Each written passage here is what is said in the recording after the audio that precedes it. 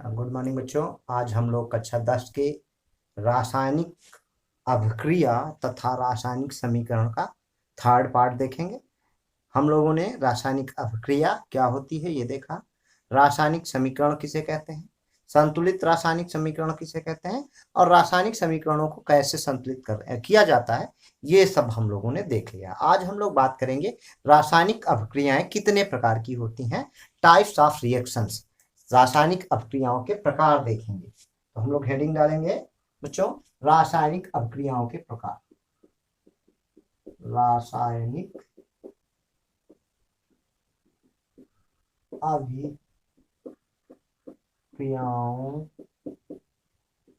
के प्रकार, और जिसमें हम लोग पहले प्रकार की रिएक्शन पढ़ेंगे।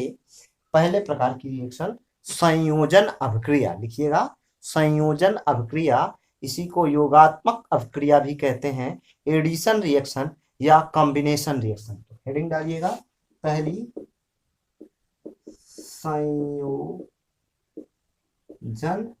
अभिक्रिया। इसी को लिखिएगा कॉम्बिनेशन रिएक्शन। क्या बात करेंगे, संयोजन अभिक्रिया या कॉम्बिनेशन रिएक्शन। क्या होती है संयोजन अभिक्रिया और कॉम्बिनेशन रिएक्शन? हम लोग पहले ही जान चुके हैं अभिकारक और उत्पाद के बारे में कि अभिकारक किसे कहते हैं, उत्पाद किसे कहते हैं। अभिकारक को बाईं तरफ रखा जाता है, उत्पाद को दाईं तरफ रखा जाता है। तीर अभिक्रिया की दिशा को प्रदर्शित करती है। इन सब बातों पे हम लोग बात कर चुके हैं। तो हम लोग आज बात करेंगे संयोजन अभिक्रिया क्या होती है। पहली बात, संयोजन अभिक्रिया, टाइप्स ऑफ रिएक्शन में पहली टाइप की रिएक्शन, जो पहले प्रकार की रिएक्शन हम लोग पढ़ेंगे वो संयोजन अभिक्रिया पढ़ेंगे। संयोजन अभिक्रिया क्या होती है कि जब कोई दो अभिकारक, जब कोई दो या दो से अधिक अभिकारक आपस में मिलकर किसी एकल उत्पाद का निर्माण करते हैं तो उसे हम लोग क्या कहते हैं, संयोजन अभिक्रिया कहते हैं। जैसे अगर हम लोग देखें, एक अभिकारक ए है, दूसरा अभिकारक बी और तीसरा अभिकारक सी, तीनों मिलकर क्या बनाए, किसी एकल उत्पाद, मतलब एक उत्पाद का निर्माण करें, या ए बी आपस में मिलकर क्या बना दे, ए बी बना दे। जब दो या दो से अधिक अभिकारक मिलकर क्या करें, एकल उत्पाद का निर्माण करें तो इस अभिक्रिया को हम लोग क्या कहते हैं, संयोजन अभिक्रिया कहते हैं। जो एनसीईआरटी में इसका एग्जाम्पल दे रखा है हम उसकी बात करते हैं। पहला एग्जाम्पल संयोजन अभिक्रिया का क्या है, आप देखिए कि कार्बन को, अगर कार्बन को ऑक्सीजन के साथ जलाया जाए तो कार्बन डाइऑक्साइड का निर्माण होता है। कार्बन को ऑक्सीजन के साथ, ये सॉलिड है, ये गैस है और ये कार्बन को ऑक्सीजन के साथ जलाने पर कार्बन डाइऑक्साइड का क्या होता है बेटा, निर्माण होता है तथा उष्मा निकलती है। क्या निकलती है, उष्मा निकलती है, ये बात ध्यान रखिएगा। चलिए आगे बात करते हैं। दूसरा एग्जांपल जो एनसीईआरटी में इसका दे रखा है वो दिया है कि यदि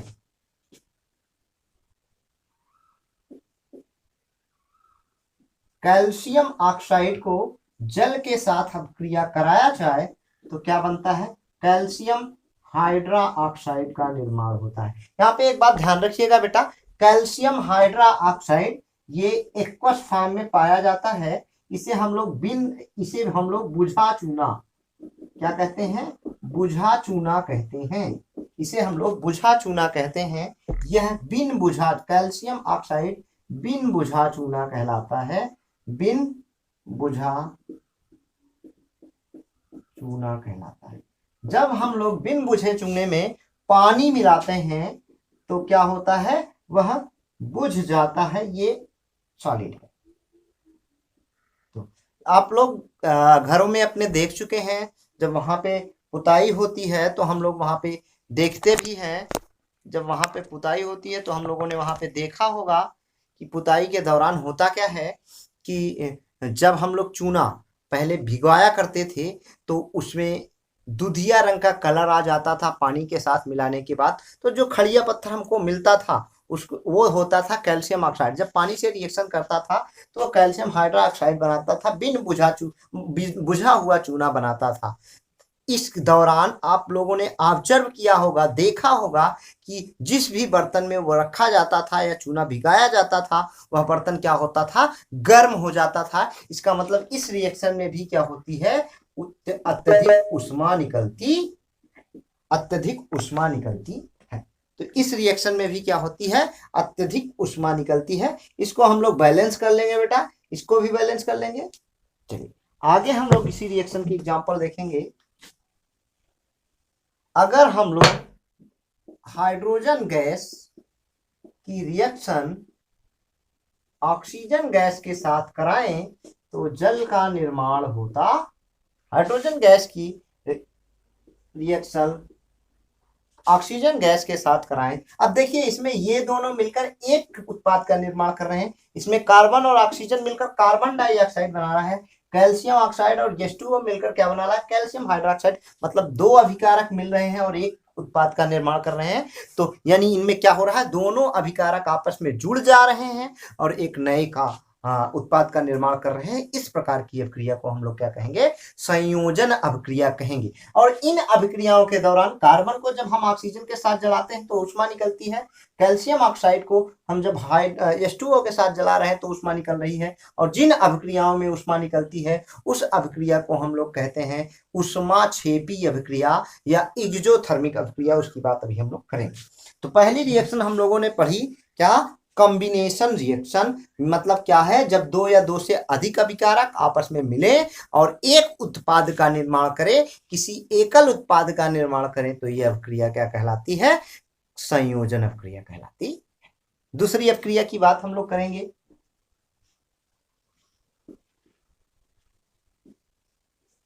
दूसरी टाइप की रिएक्शन जो हमें पढ़नी है वो रिएक्शन है वियोजन अभिक्रिया। वियोजन अभिक्रिया, इसी को हम लोग कहते हैं डीकम्पोजिशन रिएक्शन। क्या कहते हैं, डीकम्पोजिशन।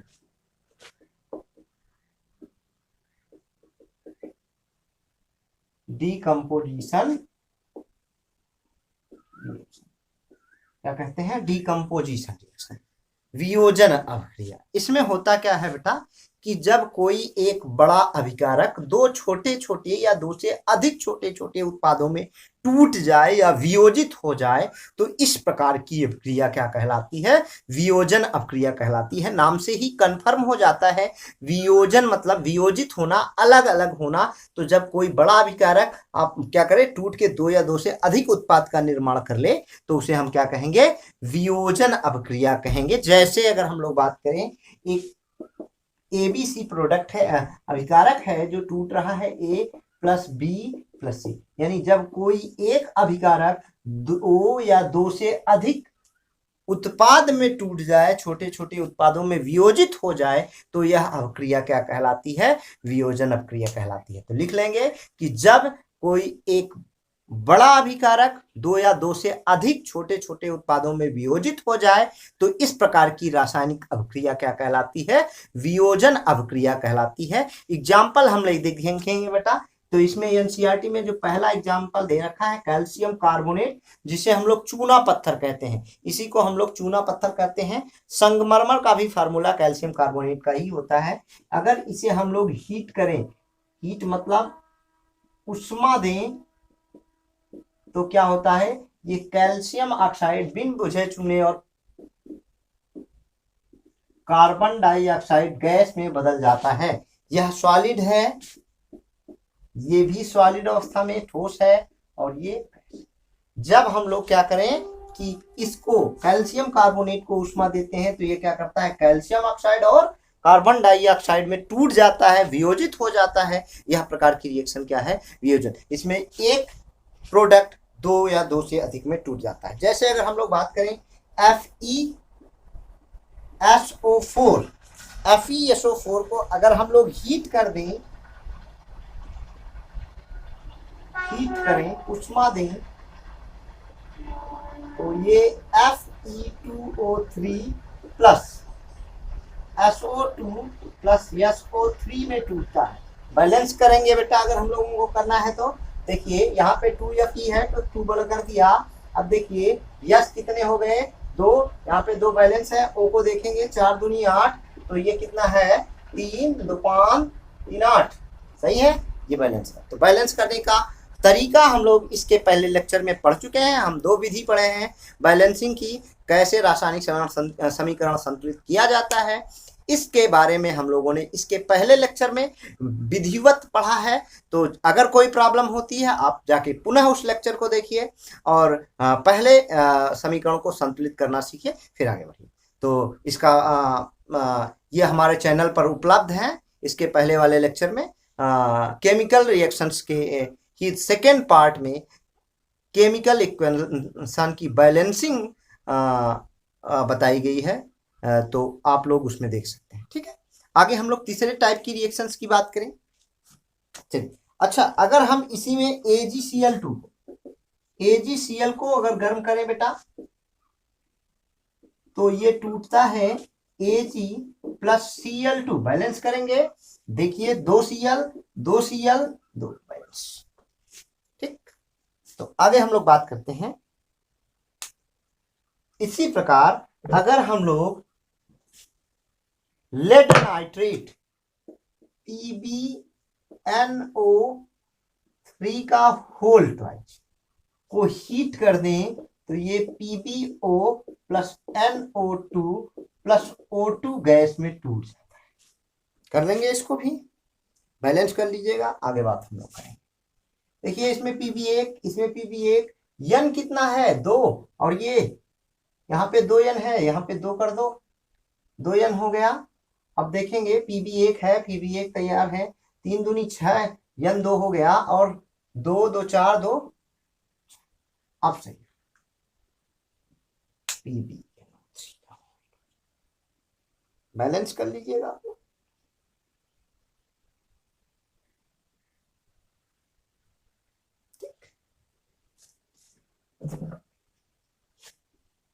अगली रिएक्शन हम लोग पढ़ेंगे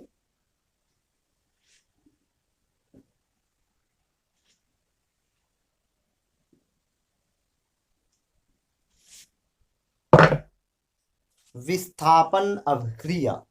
अगली अभिक्रिया हम लोग पढ़ेंगे, लिखिएगा, हेडिंग डालिएगा, विस्थापन अभिक्रिया। विस्थापन अभिक्रिया, इसे हम लोग कहते हैं डिस्प्लेसमेंट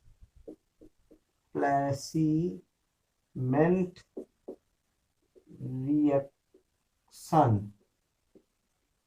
डिस्प्लेसमेंट रिएक्शन क्या है? डिस्प्लेसमेंट रिएक्शन, इसकी बात हम लोग कि जब कोई एक अभिकारक दूसरे अभिकारक के ग्रुप को क्या करे, विस्थापित कर दे, तो इस प्रकार की रिएक्शन क्या कहलाती है? विस्थापन अभिक्रिया कहलाती है। जैसे अगर एक Fe को CuSO4 कॉपर सल्फेट के साथ अभिक्रिया कराई जाए तो यह Fe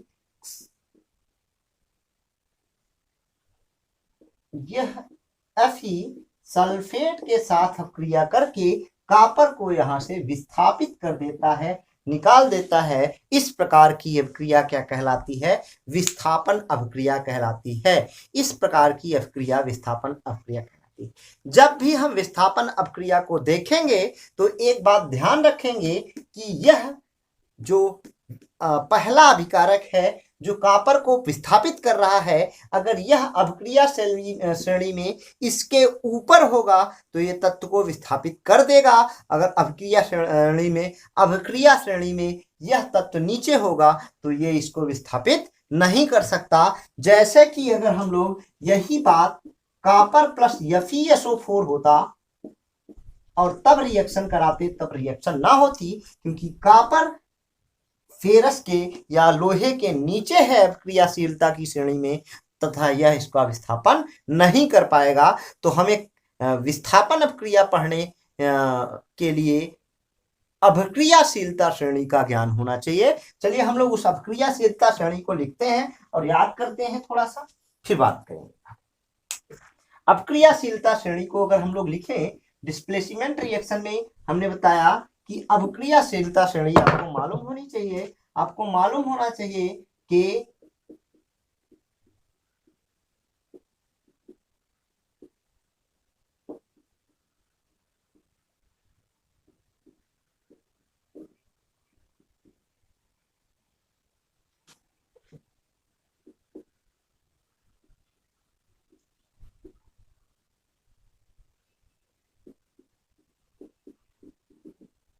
चलिए देखते हैं इसको याद कैसे करना है बेटा। ये अभिक्रियाशीलता श्रेणी है, जैसे जैसे हम नीचे आएंगे अभिक्रियाशीलता क्या होती है, घटती जाती है। सबसे ज्यादा अभिक्रिया किसकी है, पोटेशियम की, फिर सोडियम की, मैग्नीशियम की, एल्युमिनियम की, जिंक की, फेरस की, पीबी की, एच की, कॉपर, AgCl, AU, PT। याद रखना है, कैसे याद करेंगे एक बार ध्यान रखिए कि केदारनाथ का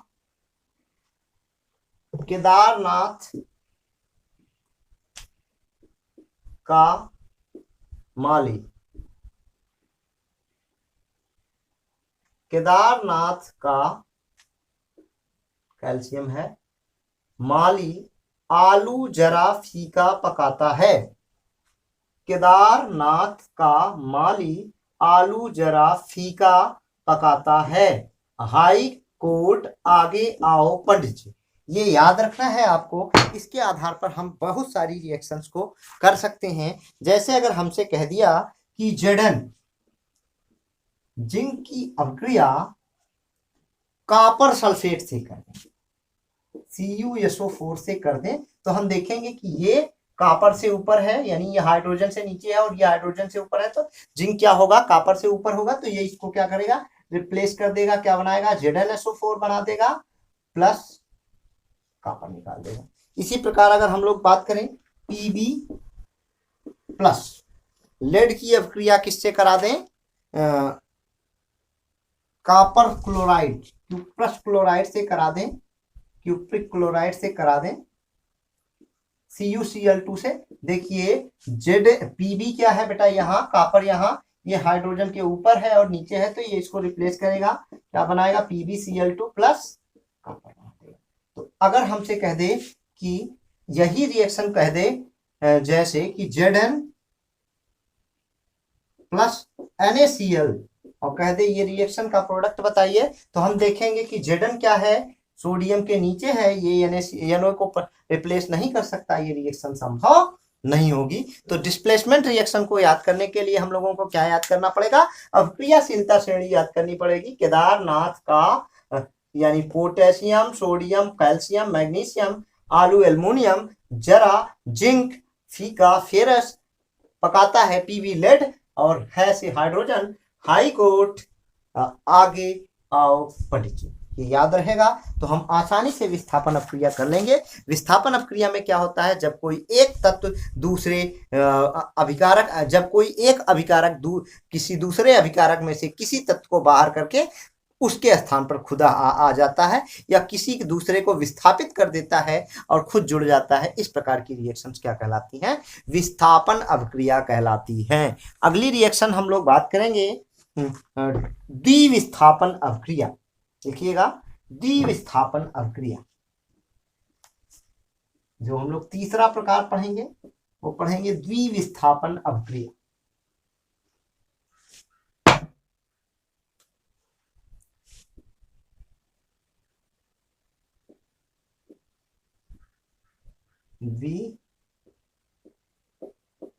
द्विविस्थापन अभिक्रिया, इसे कहते हैं double displacement reaction. Double displacement reaction, इसमें क्या होता है कि जब कोई दो अभिकारक आपस में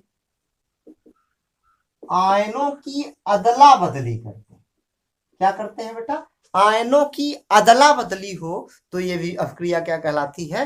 द्विविस्थापन अभिक्रिया। जब दो अभिकारक आपस में आयनों की क्या करें? अदला बदली करें। हम लोग जानते हैं कि किसी केमिकल फार्मूले में किसी रासायनिक सूत्र में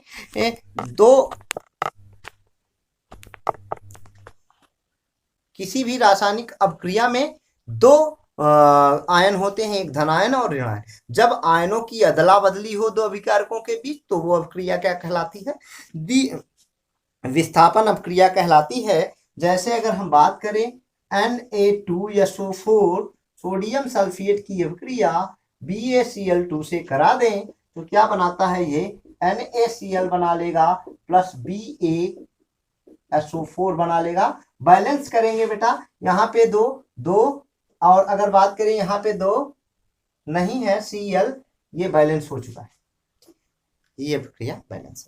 तो हम लोगों ने 4 प्रकार की अभिक्रियाएं पढ़ी। पहला पढ़ा संयोजन, दूसरा पढ़ा वियोजन, तीसरा विस्थापन और चौथा द्विविस्थापन अभिक्रिया। हम लोगों ने एक अभिक्रिया वहां पे थोड़ा सा नाम लिया था कि उष्मा के आधार पर अभिक्रियाओं का वर्गीकरण। तो होता क्या है कि या तो हम किसी रासायनिक को अभिक्रिया को कराने के लिए उष्मा देते हैं या तो किसी रासायनिक अभिक्रिया में उष्मा निकलती है। जैसे अगर हम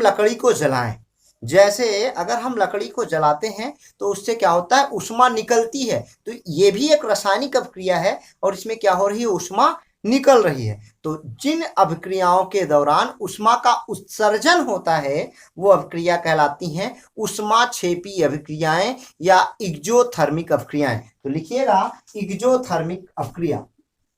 उष्मा के आधार पर हम लोग बात करेंगे एक्सोथर्मिक रिएक्शन। इसी को हम लोग कहते हैं उष्माक्षेपी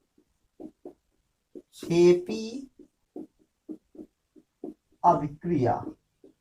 इसी को हम लोग कहते हैं उष्माक्षेपी अभिक्रिया। क्या है उष्माक्षेपी अभिक्रिया? याद रखिएगा कि जब किसी रासायनिक अभिक्रिया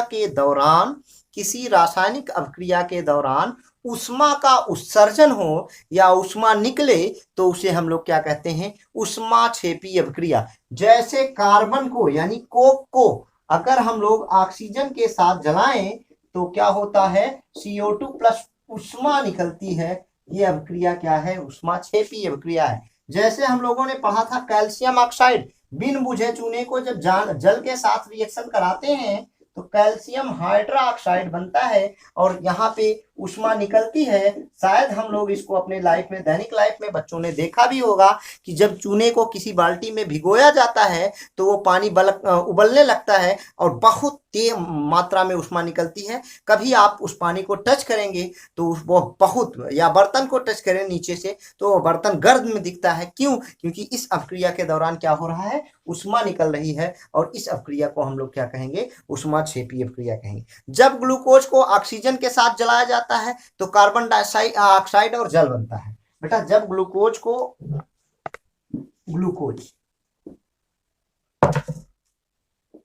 C6H12O6 को 6O2 के साथ जलाते हैं तो CO2 प्लस H2O बनता है। ये भी क्या है? उष्माक्षेपी। और यहाँ पे भी उष्मा निकलती है, इसलिए इस अभिक्रिया को भी हम लोग क्या कहेंगे? उष्माक्षेपी अभिक्रिया कहेंगे। तो जिन अभिक्रियाओं के दौरान उष्मा का उत्सर्जन हो वो अभिक्रियाएं क्या कहलाती हैं? उष्माक्षेपी या एक्सोथर्मिक रिएक्शन कहलाती हैं।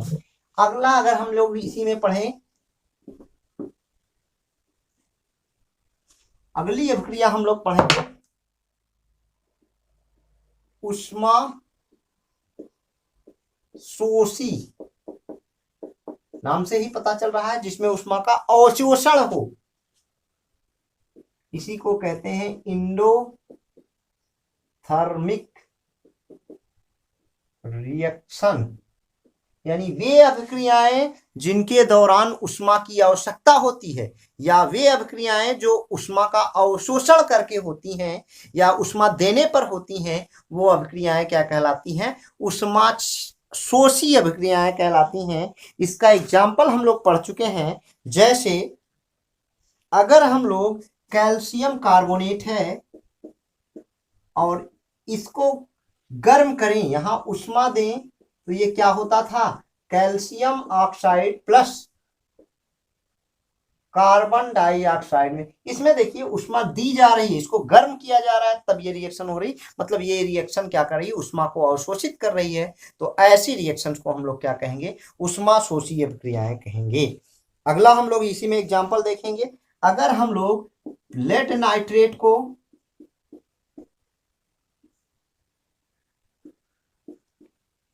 हीट करें तो क्या बनता है, PbO plus NO2 plus O2। इसको बैलेंस कर दीजिएगा, आप लोग पीछे वाले रिएक्टर को देखकर इसको बैलेंस कर लीजिएगा। अगर नहीं होता है तो आप लोग कमेंट करिए और मैं इसको बताऊंगा कैसे बैलेंसिंग होगी, मगर पहला प्रयास आप लोग करिए। पिछले लेक्चर में मैं बता रहा हूँ रासायनिक समीकरणों को संतुलित करने का तरीका हम लोगों ने पढ़ा है। 2 तरीके पढ़े हैं, दोनों ही बहुत आसान तरीके हैं। कोई भी केमिकल इक्वेशन बड़े आसानी से हम लोग उन तरीकों से बैलेंस कर सकते हैं। एक बार आप प्रयास जरूर कीजिएगा। तो ये क्या है, देखिए इसमें हम जब ऊष्मा देंगे बेटा, हीट करेंगे, ऊष्मा को हम लोग इस साइन से प्रदर्शित करते हैं। जैसे ही हीट करेंगे ये इसमें टूट जाएगा, यानी ये अभिक्रिया ऊष्मा देने पर हो रही है, ऊष्मा से को अवशोषित कर रही है, तब ये अभिक्रिया हो रही है। तो इस अभिक्रिया को हम लोग क्या कहेंगे, ऊष्मा शोषी अभिक्रिया कहेंगे।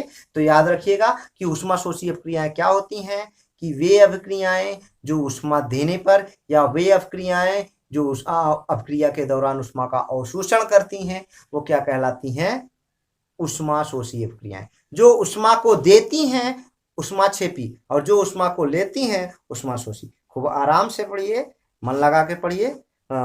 अगर आपको कोई भी दिक्कत होती है तो आप हमारे चैनल पे कमेंट करिए, मैं आपका जवाब दूंगा, प्रयास करूंगा कि आपके कमेंट्स को देखूं और उसका जवाब दूं। बाकी आप इस चैनल को सब्सक्राइब कर लीजिए ताकि मेरे हर वीडियो का लिंक आप तक पहुंच जाए और हर वीडियो की अपडेट आप तक पहुंचे, आप उसे देखें और लाभ लें। और इस चैनल को आप शेयर भी करिए ताकि अन्य लोगों तक भी यह चैनल पहुंचे और जिससे उनकी भी मदद की जा सके। धन्यवाद।